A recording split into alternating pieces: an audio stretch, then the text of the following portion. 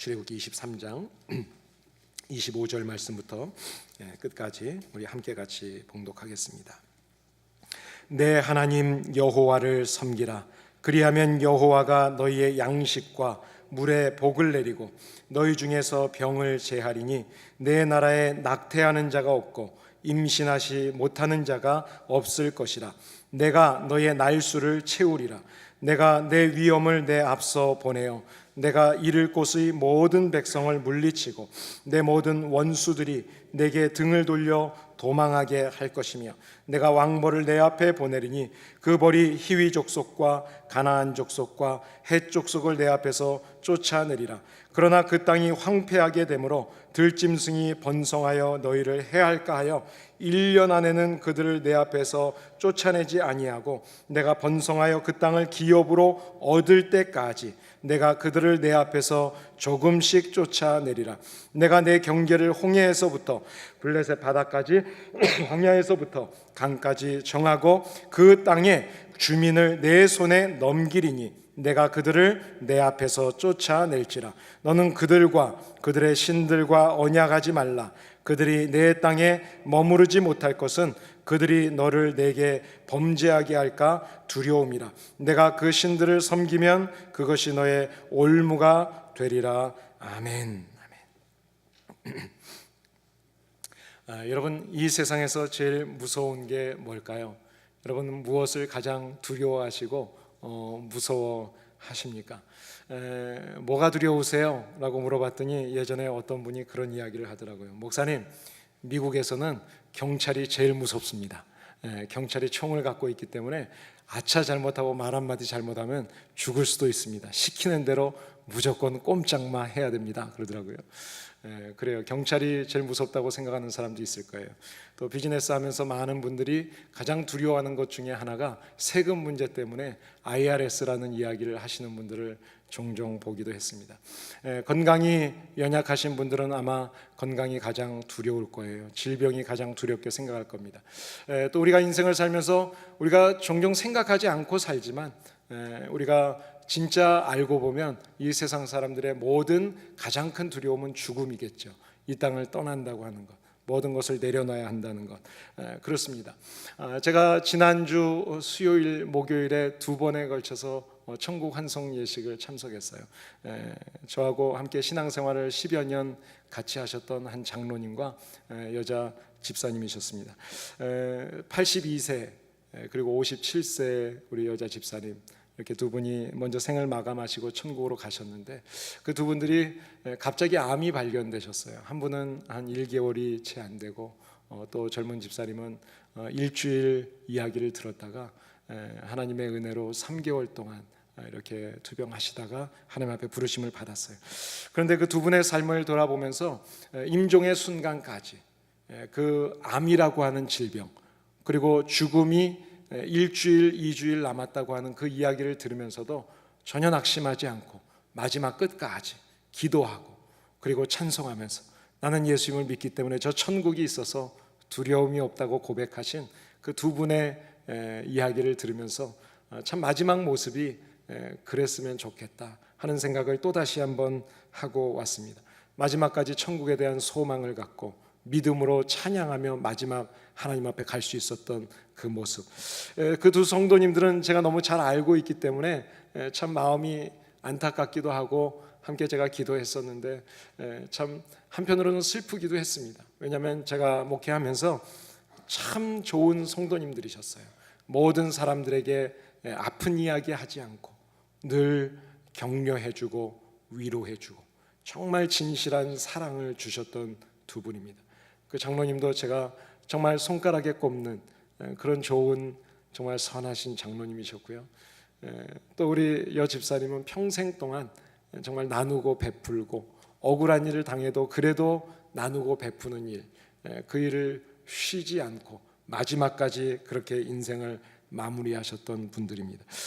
그 두 성도님들의 인종 이야기를 들으면서 이번 주간 한 주간의 7장의 말씀을 묵상하는 중에 오늘 본문 말씀의 제목인 내 하나님 여호와를 섬기라 그리하면 그 말씀이 저에게 다시 한번 깊이 묵상이 되었습니다.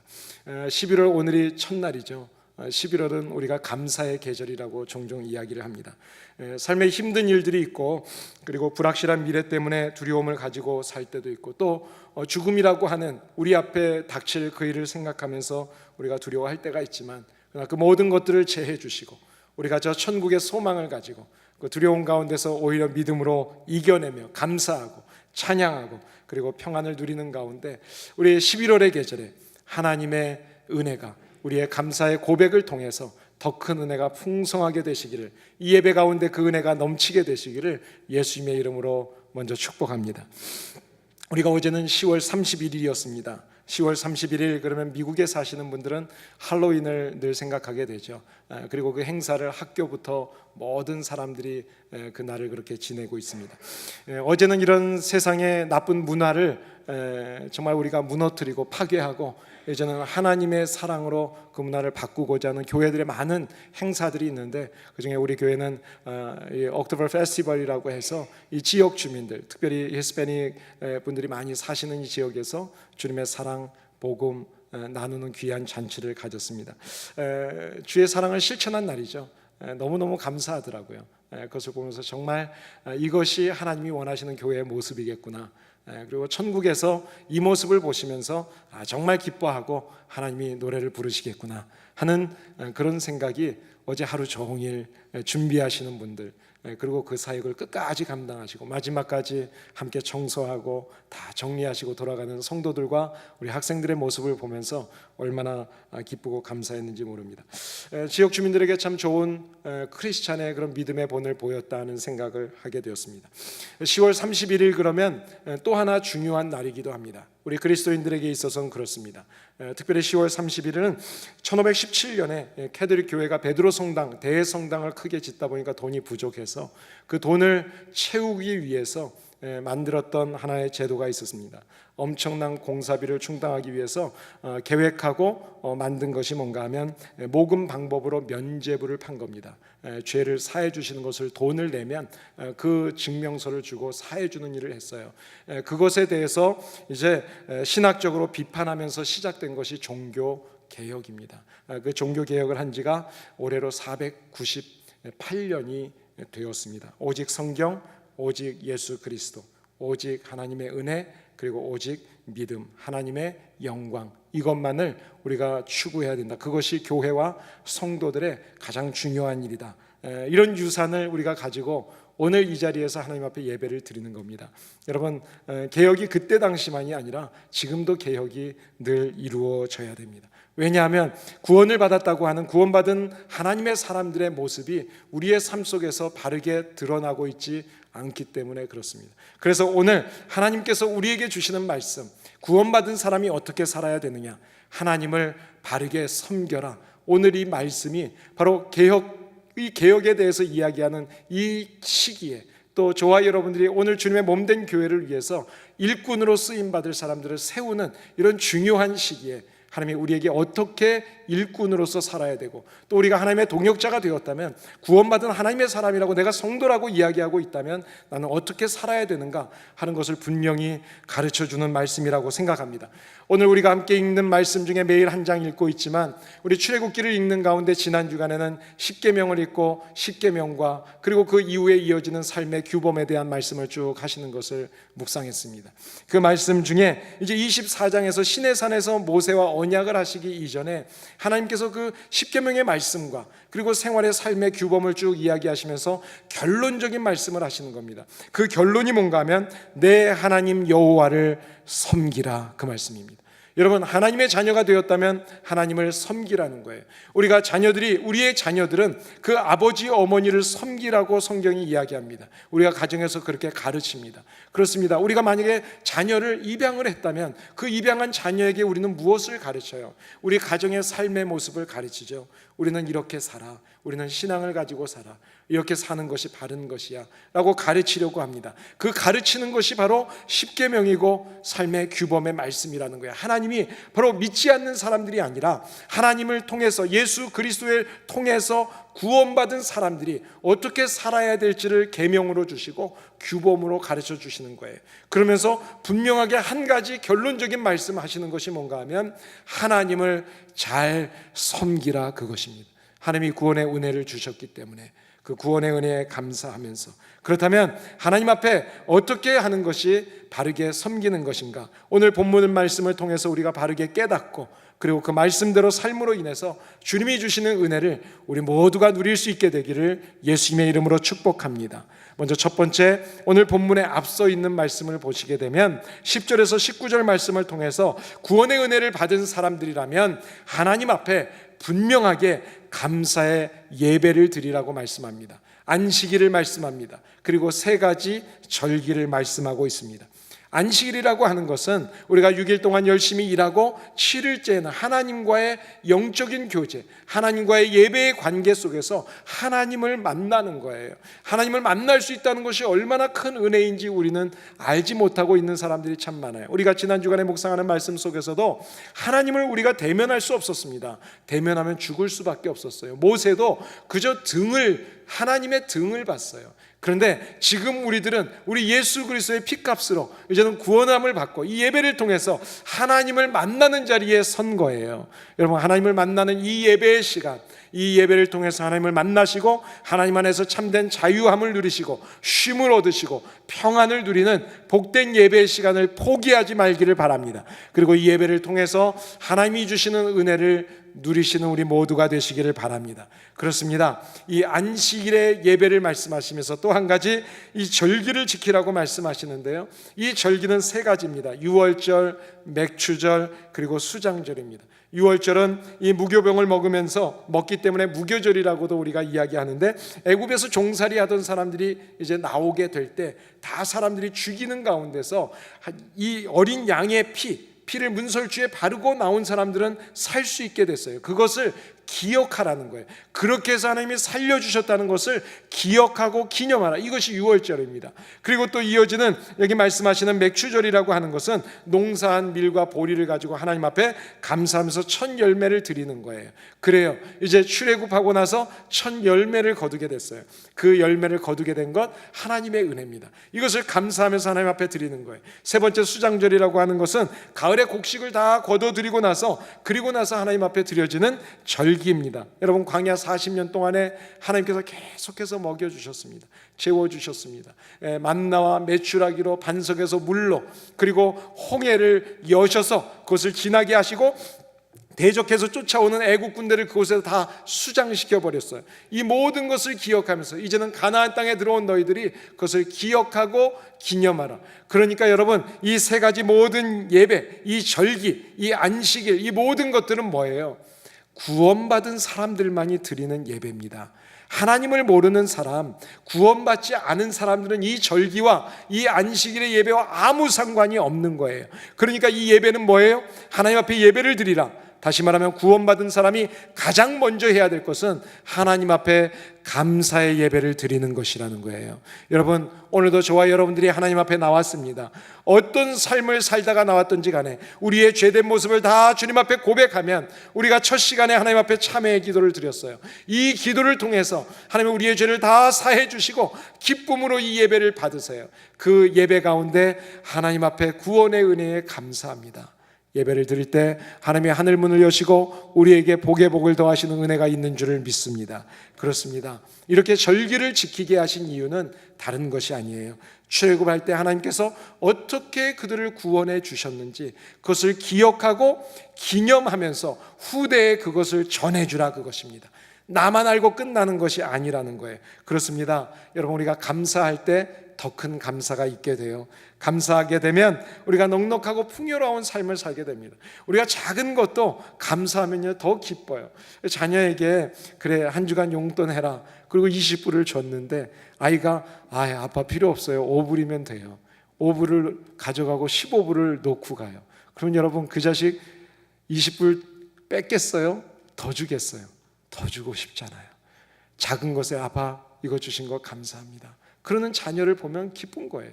여러분, 감사라고 하는 것은 본인도 아빠 이것만 주신 것도 감사해요. 생활 어려운데 나도 아는데.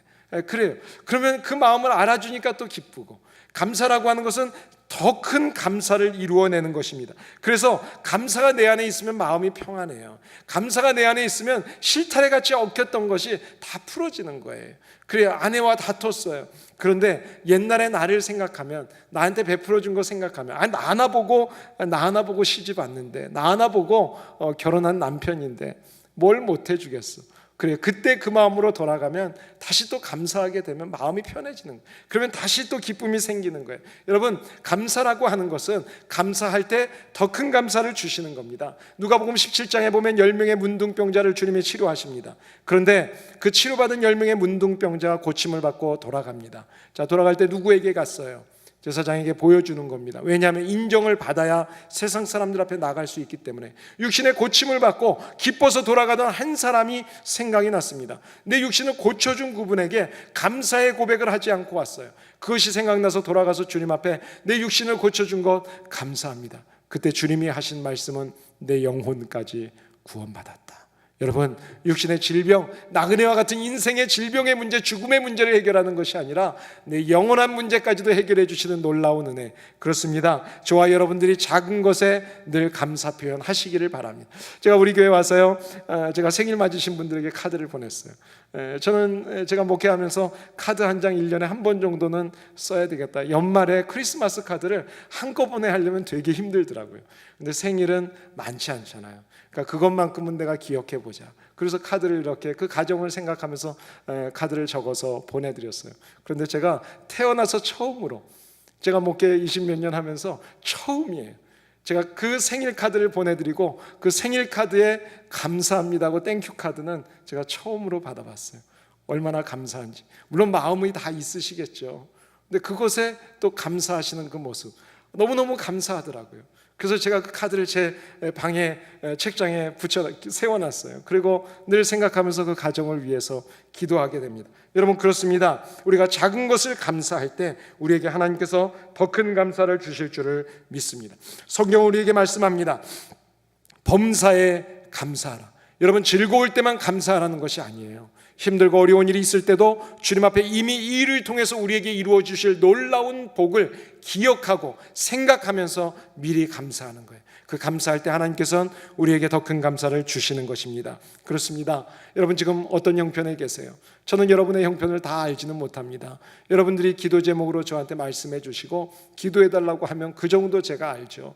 주변 분들이 혹시라도 알게 모르게 알게 된 것을 저한테 말씀해 주시고, 목사님 그 가정을 위해서 기도해 주세요. 그러면 제가 조금 알게 됩니다. 그러나 여러분, 하나님은 여러분의 모든 처지를 다 알고 계세요. 여러분의 지금 상황, 지금의 마음의 상태, 하나님은 다 아세요. 여러분이 이 자리에 주님 앞에 나오셨다면 여러분 포기하지 마세요. 주님 앞에 엎드리시기를 바랍니다. 그리고 여러분의 소원을 주님 앞에 고백하시기를 바랍니다. 우리 가정의 문제, 생활의 문제, 영주권의 문제, 자녀의 문제, 어떤 문제가 되었던지 주님 앞에 기도할 때 주님께서 그 기도를 들으시고 응답해 주셔서 우리가 절망 가운데 있다 할지라도 오히려 감사할 수 있는 성도들로 바꾸어 주실 줄을 믿습니다. 오늘도 주님께서는 저와 여러분들이 하나님 앞에 나와서 감사의 예배를 드리기를 원하세요. 자, 이제 두 번째로는 하나님께서 이방신을 섬기지 말라고 말씀합니다. 오늘 본문 말씀에 가서 보니까 13절, 24절 그리고 32절, 33절 말씀을 보시면 이방신을 섬기지 말라고 반복해서 말씀하고 있습니다. 이방신을 섬기지 말라는 말은 우리 십계명 말씀에 출애굽기 2장에서 첫 번째 하나님이 말씀하신 거죠. 나는 너를 애굽 땅 종되었던 집에서 인도하여 낸 하나님 여호와다. 그리고 하나님이 첫 번째 말씀하셨습니다. 너는 나 이외에는 다른 신을 내 앞에 두지 말라. 섬기지 말라가 아니라 내 앞에 두지 말라, 그렇게 말씀하셨습니다. 그래, 보이게 하지 말라, 생각도 하지 말라, 그 말입니다. 다시 말하면 우리는 이미 하나님의 백성이 됐어요. 하나님의 자녀가 됐어요. 그렇다면 우리는 하나님의 자녀이기 때문에 하나님이 원하시는 뜻대로 살라는 거예요. 우리가 하나님의 자녀가 됐어요. 우리의 자녀가 된 아이가 다른 사람한테 가서 아빠, 그럼 여러분 기분 좋겠어요? 어떤 아이는 가끔 제가 아이들을 막 사랑해 주니까 와서 저한테 아빠 하는 아이들이 있더라고요. 깜짝 놀라죠. 그 아빠가 옆에 있다면 얼마나 놀라겠어요. 제 딸 아이들이 이제 그 아이들을 제가 좋아해 주니까 외국 애들인데 그 아이들이 저를 보면 그래요. 아빠 그리고 똑같이 한국말로 아빠 하고 달려들어요. 제가 허그하고 같이 사랑해 주는데 졸업식장에 갔더니 아빠 그러더라고요. 그 엄마 아빠들이 외국 사람이니까 아빠 소리를 몰라서 그렇지 그 얘기 들었으면 얼마나 섭섭하겠어요. 여러분, 하나님의 사랑은 우리 안에 항상 계십니다. 그런데 그 하나님을 하나님 아버지로 우리가 분명하게 선언하고 고백할 수 있어야 돼요. 하나님만을 섬기겠다는 것, 하나님만 섬기라는 것, 이것이 하나님이 요구하시는 첫 번째 계명입니다. 여러분, 10계명에 보면 1계명부터 4계명까지는 하나님과의 관계를 이야기합니다. 하나님 앞에서 우리의 의무를 이야기합니다. 하나님의 자녀가 된 사람들이 어떻게 해야 될지. 여러분, 우리 사람과의 관계는요, 하나님과의 관계가 바로 서 있으면 사람과의 관계는 다 바로 섭니다. 여러분, 사람과 관계가 무너졌어요? 어려운 일이 있어요? 그때 그 사람을 먼저 생각하지 말고 하나님 앞에서 내 죄 구원받은 것을 먼저 생각해 보세요. 나 같은 사람을 하나님이 구원해 주셨다면, 내 죄를 용서해 주셨다면, 내가 그 사람의 죄를 용서하지 못할 게 뭐 있어요? 그 사람이 혹시 나한테 실수했다 할지라도, 나한테 잘못했다 할지라도 하나님이 내 죄를 사해 주셨는데, 나 같은 사람을 사랑해 주셨는데, 그래요, 하나님과의 관계가 바로 서면 이 땅의 모든 관계는 바로 서는 것을 기억하시기를 바랍니다. 그래서 하나님은 우리에게 십계명을 주시면서 하나님과의 관계, 그 의무를 분명히 하라고 말씀하는 겁니다. 그렇습니다. 하나님은 첫 번째 계명으로 우리에게 다른 신을 내 앞에 두지 말라 말씀하셨습니다. 왜 그럴까요? 여러분, 이 컵은 유리로 만들었습니다.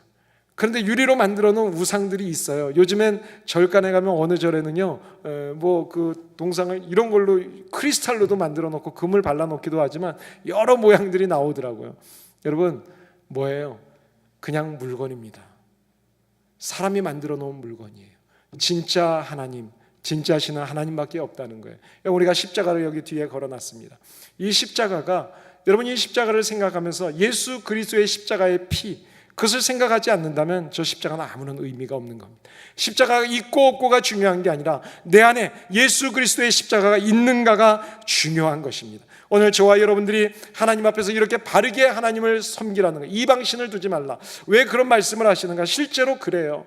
이스라엘이 이세벨이라는 여자가 시집을 왔어요. 이방 여인이었습니다. 그 여인이 오면서 바알신하고 아세라신을 가지고 왔어요. 바알신은 남자신, 아세라신은 여자신입니다. 우리 한국 사람들은 좀 이해하기 쉽죠. 우리 어디 동네 가면 장승이라 그러죠. 그 남자하고 여자가 인상 팍 쓰고 있는 모습이 길가에 이렇게 서 있는 걸 봐요. 그런 신이었다는 거예요. 그런데 그것을 가져오면서 이스라엘 백성들의 마음이 그것을 형상을 바라보고 하나님을 잊어버리기 시작했어요. 그래서 이스라엘이 가장 역사 가운데 어두웠던 시대가 언제냐? 바로 이 시대입니다. 여러분, 그렇습니다. 그렇기 때문에 하나님께서는 다른 신을 내 앞에 두지 말라는 거예요. 오늘 24절에 보시면 이렇게 분명하게 말씀합니다. 이방 사람들의 행위를 본받지 말라. 그들이 하는 것을 따라가지 말라. 그러면서 어떻게 말씀하신가 하면 깨뜨려버려라, 파괴해버려라, 그리고 부숴버려라. 여러분, 디몰리시, 그리고 브레이크, 하나님이 분명하게 말씀하세요. 완전히 부숴버리라는 거예요. 두 번 다시 내 앞에 두지 말라는 것입니다. 그렇습니다. 왜 그래요? 이유가 있어요. 오늘 33절의 말씀을 보시게 되면 내가 그 신들을 섬기면 그것이 너의 올무가 될까 봐 그런다. 이 올무라는 것은 뭐예요? 함정이 된다는 거예요. 함정이 된다. 그것이 함정에 걸리는 거예요. 목회를 하다 보면 함정에 걸릴 일이 참 많이 있습니다. 제가 여성도하고 상담을 하게 되면 항상 제 방문을 열어놓고 이야기합니다. 왜 그럴까요? 함정이 될 수가 있어요. 성도들하고 돈 관계, 절대로 저는 성도들에게 돈 관계 갖지 않습니다. 돈 절대로 꾸지 않습니다. 왠가 하면 그것 때문에 올무가 될 수 있어요. 함정이 될 수 있어요. 제가 굶어 죽으면 죽었지 여러분들에게 돈 꿔달라는 이야기는 평생 안 할 겁니다. 왜 그래요? 함정이 되기 때문에 그렇습니다. 우리에게 함정이 될 만한 것은 내 앞에 두지 말라는 거예요. 이것이 하나님이 우리에게 말씀하는 거예요. 왜냐하면 그것 때문에 내가 무너지고 하나님을 포기하는 일이 생길 수 있다는 것입니다. 이것을 위해서 파괴하라는 거예요. 부숴버리라는 거예요. 이것은 두 번 다시 내 앞에 두지 말라는 이야기입니다. 그렇습니다. 여러분, 하나님은 이렇게 이방신을 섬기는 것에 대해서 분명하게 선언하셨어요. 또 하나, 하나님을 바르게 섬기는 것에 대해서 하나님의 말씀을 청종하라고 이야기합니다. 우리 21절 말씀 같이 읽겠습니다. 너희는 삼가 그의 목소리를 청종하고 그를 노엽게 하지 말라. 그가 너희의 허물을 용서하지 아니할 것은 내 이름이 그에게 있음이니라. 내가 그의 목소리를 잘 청종하고 내 모든 말대로 행하면 내가 내 원수에게 원수가 되어주고 내 대적에게 대적이 될지라. 여러분, 하나님께서는 우리에게 하나님의 말씀만을 바르게 듣고 그 말씀대로 살라고 말씀하고 있습니다. 신명기 28장에 보시면 하나님의 말씀을 들으라고 말씀하시면서 하나님이 이렇게 말씀합니다. 마음을 다하고 성품을 다하고 힘을 다해서 내 하나님 여호와를 사랑해라. 그리고 그것을 내가 자녀들에게 가르쳐라. 어떻게 가르쳐 주느냐? 집에서 앉았을 때든지 나갔을 때든지 누웠을 때든지 어떤 상황에서든 모든 상황 속에서 자녀들에게 주님의 말씀을 가르쳐라. 이 말씀을 바르게 가르치라고 말씀하세요. 그렇게 해서 그 말씀을 잘 따르게 되면 하나님께서 이렇게 말씀합니다. 내가 성읍에서도 들에서도 들어가도 나가도, 이 말은 다른 말로 표현하면 우리의 삶 전반에 걸쳐서 하나님이 복을 주시겠다는 거예요. 여러분, 저와 여러분들이 하나님의 말씀을 바르게 청종하고 듣고 따르는 가운데, 순종하는 가운데 우리에게 주시는 넘치는 축복, 이 땅에서의 복들을 받아 누리시는 성도들이 되시기를 바랍니다. 어떤 복을 주실까요? 오늘 본문 말씀 20절에서 쭉 뒤에 31절까지 말씀을 보시면 우리 삶에 필요한 모든 것들을 다 주신다 그래요. 그런데 첫 번째는 먼저 하나님께서 우리를 앞서서 인도해 주신다고 이야기합니다. 하나님의 사자를, 하나님의 위엄을, 하나님의 왕벌을 말씀하시면서 앞서서 인도해 주시겠다. 20절, 23절, 27절, 28절 계속해서 말씀합니다. 그래요. 하나님이 이렇게 인도해 주시면 우리가 앞일에 대해서 걱정할 게 없죠. 여러분, 얼마나 걱정이 돼요. 내일 일을 우리가 장담할 수 있어요? 우리의 자녀들 멀리 떠나놓고 장담할 수 있어요? 우리 청년들, 유학생들이 많이 있는데 한국에서 부모님들이 이곳에 떠나보내놓고 어떻게 장담하겠어요? 얼마나 걱정하시겠어요? 부모님들이 걱정되는 그런 자녀들도 있어요. 그래요. 한국에 있는 부모님들 때문에, 형제들 때문에 기도하는 우리 청년들이 있습니다. 여러분, 우리가 아무리 걱정한들 우리가 어떻게 해결할 수 있겠어요? 하나님 앞에 나와서 하나님 앞에 예배드리고 하나님의 말씀대로 살고 세상 것을 끊어버리면 하나님께서 우리에게 이런 복을 주신다는 거예요. 앞서서 인도해 주시겠다. 구름 기둥이 되어주시고 불기둥이 되어주시고. 그런데 왜 이스라엘 백성들은 계속해서 불평하고 원망하고 애굽으로 돌아가겠다 그럴까요? 그것은 사람의 생각하고 하나님의 생각이 다르기 때문에 그래요. 사람들은 눈앞에 보이는 것이 좋은 것 같아요. 자꾸 그것을 추구하는 거예요. 그런데 하나님은 먼 가나안 나라 그 땅까지 가기까지 하나님은 그 앞을 보고 계시는 것입니다. 잠언 14장에 보시면 하나님이 이렇게 말씀합니다. 어떤 길은 사람이 보기에 좋아 보이지만 필경은 그 길이 사망의 길이다. 여러분, 이 땅에서 여러분이 좋아하는 것 중에 그것이 잘못 가면 사망의 길이 될 수 있다는 거 기억하세요. 하나님이 아무리 좋은 우리가 물질적으로 많은 것을 가지고 또 명예를 가졌고 권력을 가졌어도요, 그것을 잘못 사용하면 사망의 길로 가는 거예요. 하나님이 필요한 만큼 주실 때 감사하시고 주님 앞에 영광을 돌리시기를 바랍니다. 또 하나님 앞에 이렇게 살아가는 삶에 대해서 우리 삶 속에서 필요한 모든 것들, 경제적으로 필요하세요? 질병 때문에 걱정되세요? 앞으로 죽음 앞에 걱정되세요? 이 모든 것 다 해결해 주신대요. 한번 25절 읽어보겠습니다. 25절, 내 하나님 여호와를 섬기라. 그리하면 여호와가 너의 양식과 물에 복을 내리고 너희 중에서 병을 제하리니 내 나라에 낙태하는 자가 없고 임신하지 못하는 자가 없을 것이라. 내가 너의 날수를 채우리라. 여러분, 하나님께서 필요한 건 만나와 메추라기 다 주세요. 치료해 주세요. 낙태하는 일이 없고 임신 못하는 일이 없고 하나님께서 우리의 날수를 다 채워서 살게 해주신대요. 할렐루야죠. 그래요. 하나님을 바르게 섬기면 그런다는 겁니다. 그리고 우리의 모든 대적과 원수들을 물리쳐 주시겠대요. 27절 보니까 하나님께서 다 물리쳐 주신대요. 그런데 30절 말씀을 보면 하나님께서 언제까지 인도하시겠다고 말씀합니까? 30절에 뭐라 그래요? 30절에 내 기업을 얻을 때까지. 다시 말하면 하나님이 약속하신 그 기업, 가나안 땅을 얻을 때까지 하나님은 지켜주시겠다는 거예요. 그런데 어떻게 지켜주십니까? 조금씩 지켜주시겠대요. 왜 그럴까요? 왜 하나님은 바로 들어주지 않죠? 왜 천천히 들어주시죠? 그것은 내 생각과 하나님의 생각이 달라요. 나는 지금 당장 이 아이가 변했으면 좋겠어요. 나는 지금 당장 이 돈 문제가 해결됐으면 좋겠어요. 지금 당장 이 문제가 다 해결됐으면 좋겠어요. 그런데 아니라는 거예요. 왜 그럴까요? 오늘 29절에 그 말씀을 합니다. 우리 29절을 읽겠습니다. 그러나 그 땅이 황폐하게 되므로 들짐승이 번성하여 너희를 해할까 하여 1년 안에는 그들을 내 앞에서 쫓아내지 아니하고. 여러분, 가나안의 원주민들을 1년 안에 한꺼번에 쫓아버리면 그러면 황폐한 땅이 되어버리고 그것 때문에 들짐승들이 그 가나안 땅에 들어간 이스라엘 백성들을 해칠까 봐. 우리가 생각할 수 없는 일들을 하나님은 알고 계시는 거예요. 이렇게 세밀하신 분이세요.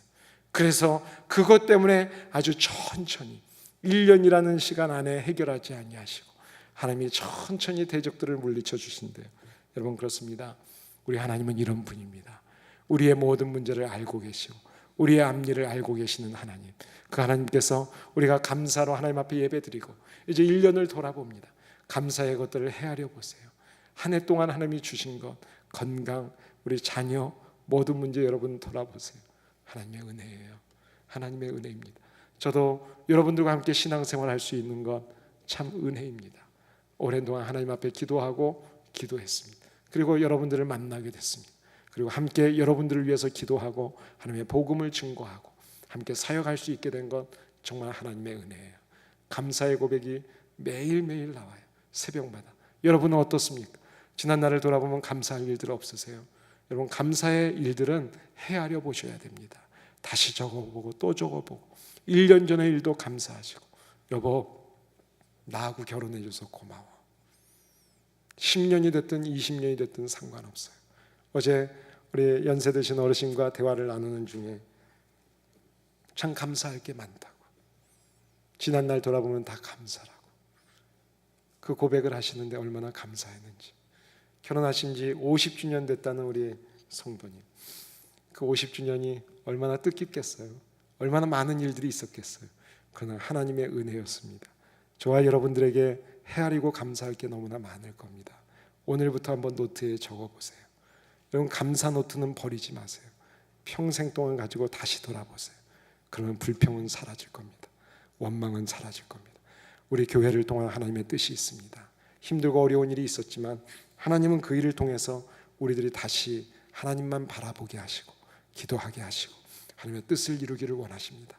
우리 교회가 정말 교회다운 교회가 되기를 원합니다. 저와 여러분들이 정말 성도다운 성도들이 되기를 원합니다. 그래서 나 때문에 우리의 주변 사람들이 변화되고 무엇보다 우리의 자녀들이 나의 변화된 모습 때문에 변할 수 있는 은혜가 있었으면 좋겠습니다. 이런 교회, 이런 가정, 이런 이 땅을 변화시키는 사회가 될 수 있도록 오늘 이 시간에 함께 같이 기도하면 좋겠습니다. 우리 같이 한번 기도합니다. 하나님,